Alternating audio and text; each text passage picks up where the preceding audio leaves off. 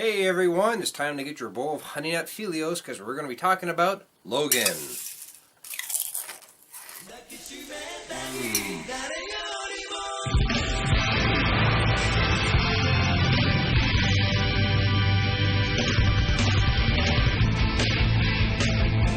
Hello everyone, I'm Triple J and welcome to another episode of Brain Food at the Movies. Where tonight I'm going to be talking about, well, as I said before, Logan.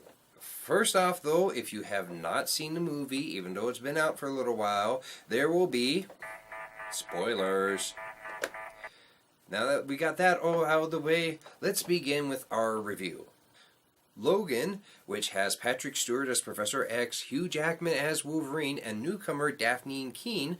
Seriously, this is her first film. She's fantastic.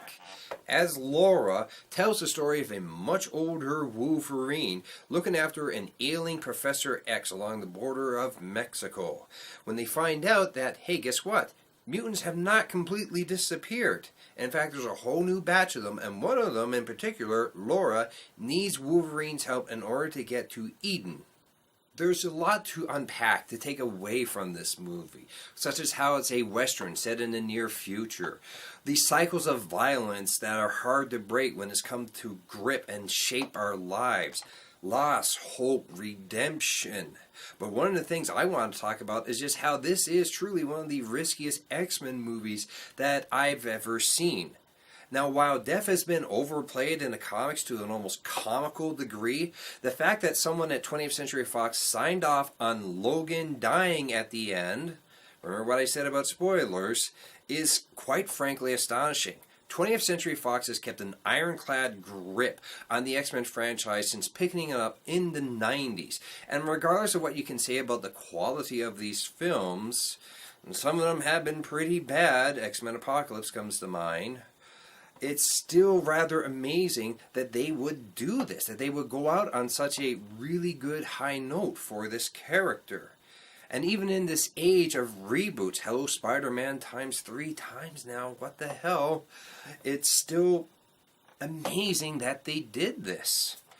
In fact, I think it speaks to the fact that they were willing to tell such a good story at the risk of these characters dying, because guess what? Charles Xavier also dies in this film. That they just went ahead and did it. And that's bravo, good work. There are a lot of themes and subjects in the movie that are, in the best sense of storytelling, shown, not told. The first of which is how this new wave of mutants come to be. What happens is that as we learn, or including Laura, DNA samples from other mutants are taken and put into the bodies of Latina women to give birth for them in order for this massively rich genetic company to make the next wave of super soldiers.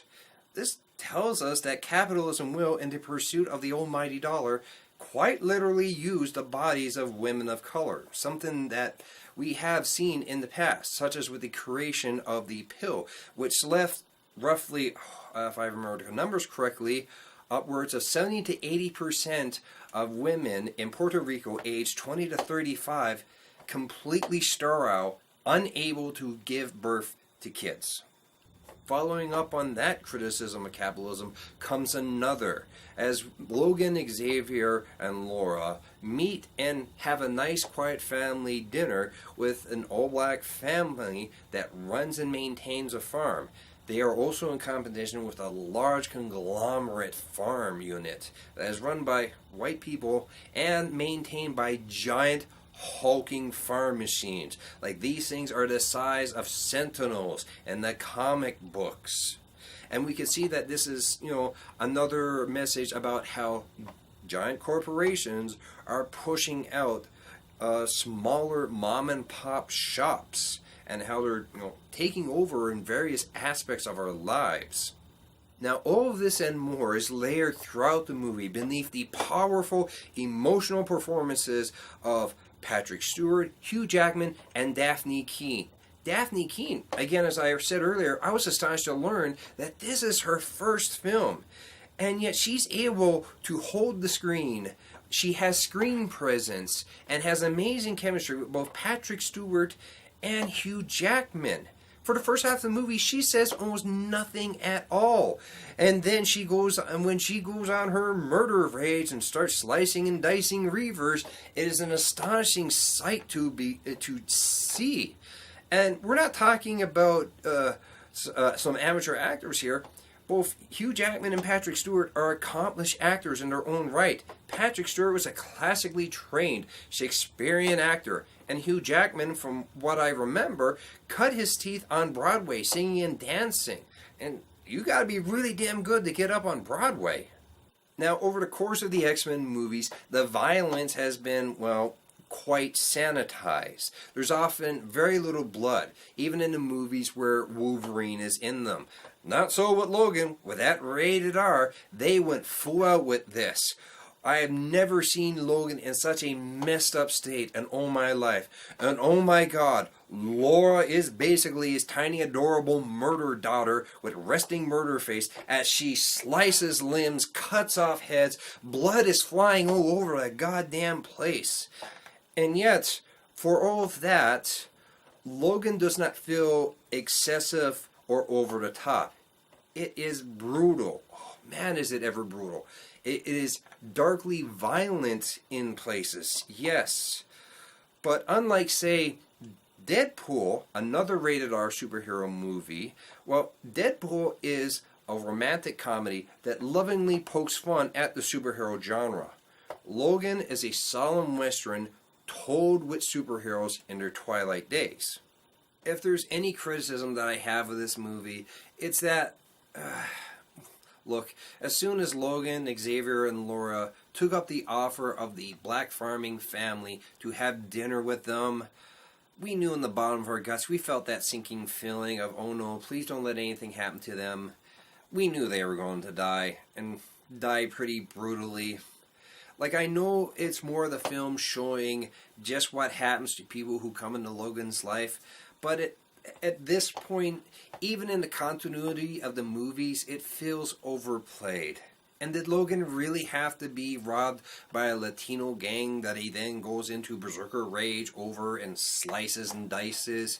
That just feels more like lazy writing of the media that contributes to how Latino people are perceived, that of thugs, gangsters, and crooks.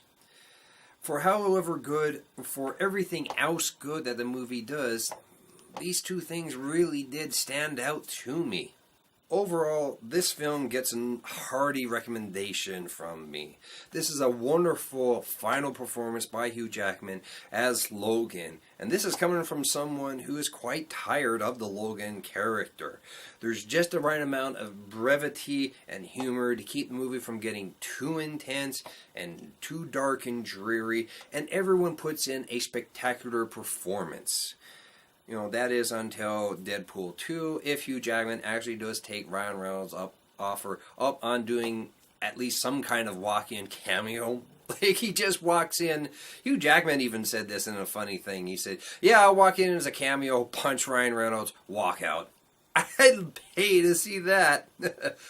I'm Triple J. That's all I got left to say. Take care.